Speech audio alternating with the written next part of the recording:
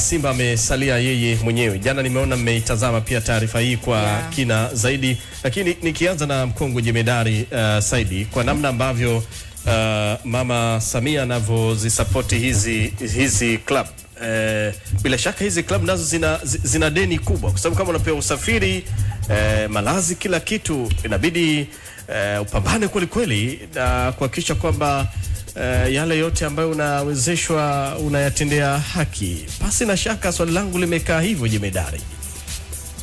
Kwanza uko sahihi. Naam.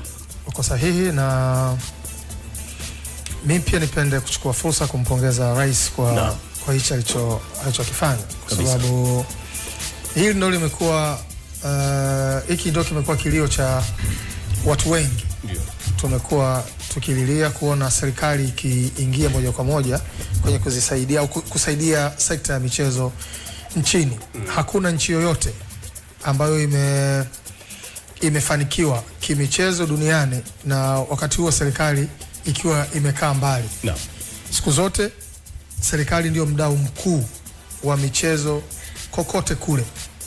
Sasa kitendo cha serikali kuonekana imeingia moja kwa moja kwenye swala la michezo, na sio kwamba sizungumzi kwamba ni Simba tu. Tuliona wakati fulani ya Afrika walivyokwenda hatua kama hizo, wakaenda mpaka finali, wenyewe walipewa ndege hivi, na ningetamani pia kuona michezo mingine pia wakifika hatua kama hizi na wenyewe wanafanyiwa hivi, kwa sababu watu wa michezo mingine wamekuwa wakilalamika. Kwa mfano, kuna timu ya cricket ya vijana nafikiri under 19 inakwenda World Cup, baada ya kwenda kwenye mashindano imeshinda, na yenyewe tutategemea kwa sababu tutakwenda kwenye World Cup itapata hiki ambacho timu za mpira pia zinapata. Tukirudi kwa jambo la Simba, kama nilivyotangulia kusema awali kwamba serikali ndio mdau mkuu, ndio mdau namba moja wa michezo kwenye nchi yoyote. Na hapa kwetu pia serikali inapaswa kuwa namna hiyo. Tunakumbuka wakati serikali ilipoanza kujiintroduce rasmi kwenye mambo haya ya michezo kwa kusaidia wakati wa serikali ya awamu ya 4 ya Mheshimiwa Jakaya Mrisho Kikwete, walipoamua kulipa mishahara ya makocha, na hawakuwa kocha tu wa mpira wa miguu, ilikuwa ni makocha wa michezo mingine yote ikiwemo mpira wa miguu. Kwa hiyo kutoka pale tuliona masimu wakilipwa na makocha waliofuata, baadaye iliondoka, lakini sasa hivi pia imerudi kwa kasi kubwa. Tumeona pia kwenye goli la mama, tumeona pia mama akishiriki kwenye jambo la wasanii pia wamekumbukwa hapo kati. Kwa hiyo kitu kizuri. Turudi wale wasanii waliopelekwa nje, nakumbuka. Sawa, hata kwa comedians pia ameshiriki. Alikuwa kwenye kwenye tuzo zile pale. Kwenye tuzo si alitoa yeye pesa kwani? Mimi nazungumzia ule mchango wa, yani kuwepo is okay. Kama mgeni rasmi au kama mwalikwa. Lakini hiki kilichotoka hapa ni kwamba kwanza aliwahi kuwepo kwenye Simba Day. Lakini leo ametoa ndege ambayo ina wafanyakazi wanalipwa. Amelipa na malazi. Unaona hicho kitu? Na ukienda kwenye stage unaenda tu mara moja na kuondoka. Kabisa. Unaona? Kabisa. Lakini hebu turudi kwa wenzetu. Kwa mfano Kongo tu, timu zao zinapofika hatua kama hizi zinahudumiwa na serikali. Yes. Kwa serikali yetu sisi kufanya hivi ni kitu kizuri pia. Sio? Lakini watu walioko kwenye nchi za jirani nimewahi kuishi Rwanda kwa kucheza mpira. Nimewahi kuzungumza na watu pia wanatamani kuona na wenyewe they're interested on goal la mama. Wanaona kama ni kitu kizuri na wao pia kwa huko wakifanyiwa hivyo. Sawa, hiki ni kitu kimebuniwa huko, kimeendelea. Lakini nataka kusema tu kwamba wenzetu wamefanyiwa hivi years and years now. Kwa hiyo pia inaonyesha support kwa serikali kwa watu ambao wanashiriki sekta ya michezo. Sio sekta rasmi, ni sekta rasmi ambayo inaajiri watu wengi mno. Na kuna pesa nyingi mno huku zinatengenezwa. Kuna kodi zinachukuliwa huko. Kwa serikali kuona kwamba ni time ya wao kuunga mkono kwa kutoa ndege, kulipia malazi na vitu kama hivyo, nafikiri wanafanya kitu kizuri, na nataka kuamini pia inawajibika kufanya hivi. Sio kitu ambacho labda ni watu wanataka kusema tu kwamba unajua mtu mwingine anasema kwamba Angeweza kuwa rais mwingine na asingefanya. Yes, tunamshukuru yeye anafanya, lakini ni wajibu pia kufanya kwa sababu ni watu wake. Sio? Tunashukuru kwa sababu anafanya, ana moyo huo wa kufanya, ingawa anawajibika kwa sababu kwanza kwenye ukiachana na usafiri, malazi, lakini tukija pia kwenye goli la mama pia. Inaongeza pia motisha kwa klabu hizi kwa sababu ukifunga goli 20 sio motisha, tuna deni kama ulivyozungumza awali. For instance, unafikiri Simba wanajisikiaje sasa kuwa wamepewa ndege, wako comfortable kweli, wamelipiwa malazi na bibi kubwa yuko sehemu wanaoangalia kabisa mcheza. Sasa unafeel hilo deni kwamba tunatakiwa tulipe hiki tulichopewa kuja kukifanya huko. Kwa wamewapa mzigo Simba, nafikiri wanapaswa kulipa ili deni kwa sababu hizi ni kodi za Watanzania. Miongoni mwa wanaosafiri hawako wengine si wa Tanzania kabisa, wana deni ya kodi zetu. Yes. Hizi ni kodi hizi bana. Ni kweli. Kaka, kodi. Mimi na wewe tulipo mshahara hapa tunakatwa pay as you earn. Kabisa. Unafikiri ndo nini? Ndio hii inaenda huko kutumika baba. Kiufupi ni kwamba yani tunakwenda kumlipia Depo Fernandez Mavambo, tunakwenda kumlipia Ahwa akapiga chenga watu wapige nje. Haiwezekani. Lazima deni akae nalo kaka. Umeichukua Evans sio? Hii nimeishi nayo, sio kuichukua. Simba wana deni kubwa. Hili deni la Tanzania ba. Kwa sababu unajua wakati mwingine hizi club zetu zinaposafiri kutoka Tanzania kwenda nchi nyingine huko, masuala ya usafiri, watu wanachukua muda mrefu kulikweli, lakini umetengenezewa mazingira rahisi. Sasa kilichobaki ni wewe kwenda kuwakilisha vema uwanjani. Okay. Lakini mimi kwenye hili tamko la Simba na shida moja tu. Kwa mnyama. Si tumesoma hapo nini how do we call it? Ni barua, ni press release, how do we call it? Tweet barua hivi imepostiwa au? Ambayo andika Mo. Ndio. Afu ile ilitoka kwa Mo akawa collaborate Simba. Hapo ndo tatizo langu mimi lilipo. Tatizo ni nini tena? Iliyopewa ni taasisi ya Simba Sports Club. Ndio. Sawa? Hajapewa Mohamed Dewji. Ndio. Mohamed Dewji ni mwekezaji kwenye timu. Na yeye alikuwa na jukumu kama hili kulifanya. Sasa iliyopewa ni taasisi ambayo yeye anaisimamia. Na taasisi inajulikana, ina address, ina headed paper yake ya Simba Sports Club. Si kama mnajua. Ndio. Simba wanapotoa tamko lao wao kama club wanatumia headed paper yao. Haijakaa vizuri kwenye kitaasisi kutumia headed paper ya mtu binafsi. Mohamed ni mtu binafsi. Ni rais wa Simba. Ni mwenyekiti wa bodi, lakini ilipaswa kutumika headed paper ya klabu ya kitaasisi. Ndio iliyopewa hii kitu. Hajapewa yeye. Imepewa taasisi ya Simba Sports Club. Na taasisi ndio ilipaswa, hata kama maandishi yameandikwa kwa kumnini yeye, like chini huko. Yes. Signature block ingekuwa ya kwake bado. I agree. Lakini ingekuwa imetoka Simba Sports Club.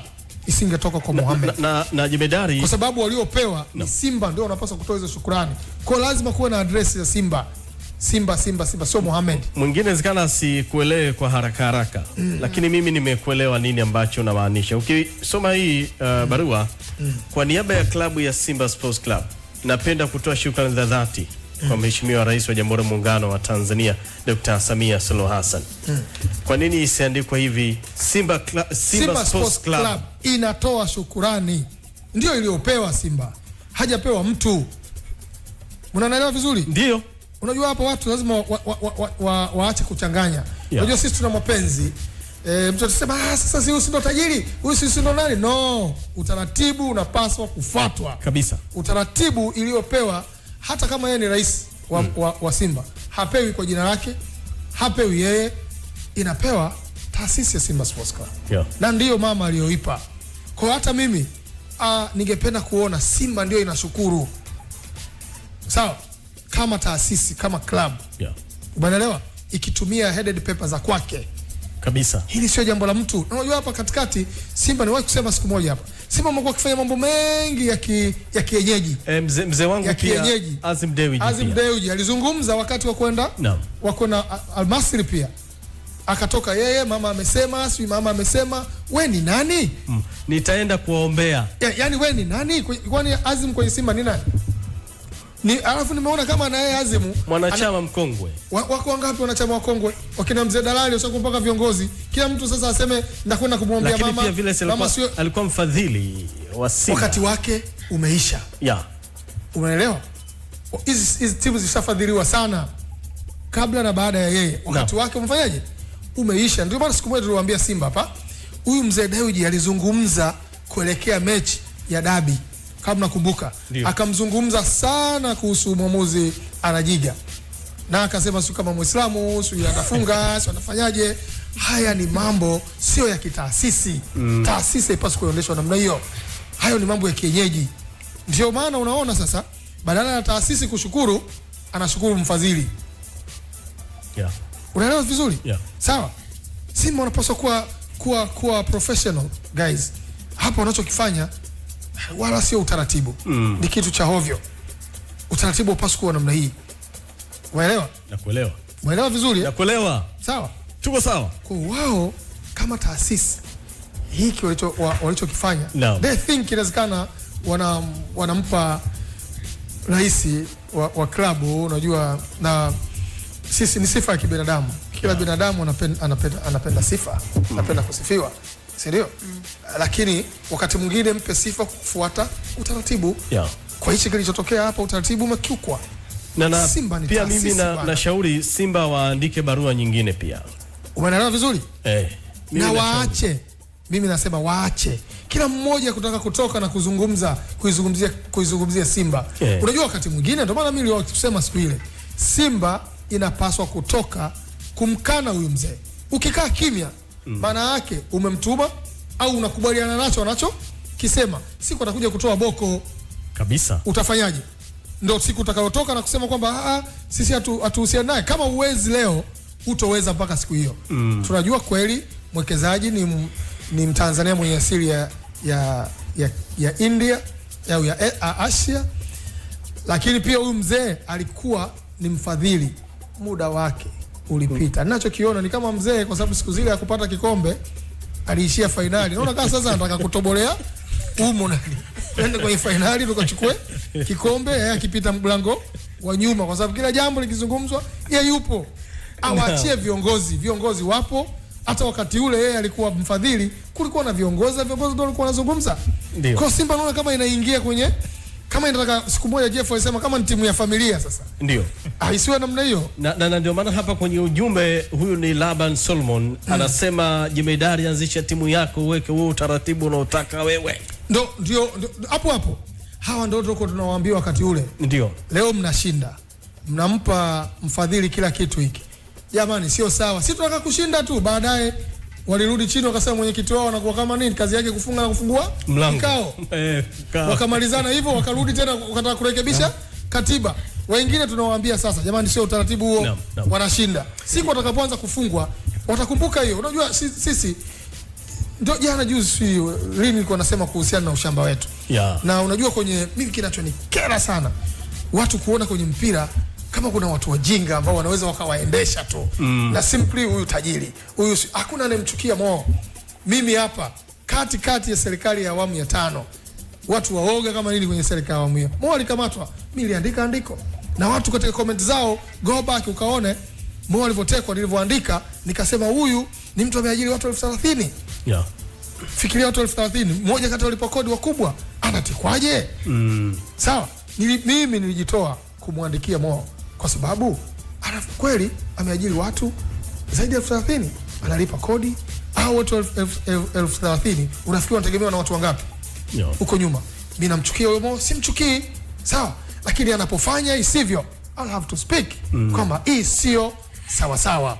Kwa bila kujali timu yake, si kwani yeye timu yake. Hivi vitu vingine hivi ndio vinavyomchelewesha hata FCC kumpa timu. Okay. Sasa hajakabidhiwa tu hivi, siku akichukua ni hatari. Sina kuambia hapa, nataka mtu anayefikiri. Kwani mpaka leo sanalalamika timu apewi, analaumu watu sio FCC, kwa sababu watu wanaangalia. Sawa, kwa watu wanatakiwa kuwa makini na hivi vitu. FCC ni serikali, wanakuangalia. Ndio? Yeah. Vitu vidogo hivi kesho utaita watu utaanza kusema sisi hatupewi timu mpaka leo tunakwamishwa, watu wanakupima lakini. Kwa vitu vingine hivi ndivyo kuacha hayo yote ambayo Crown Media. Hapa ni nyumbani.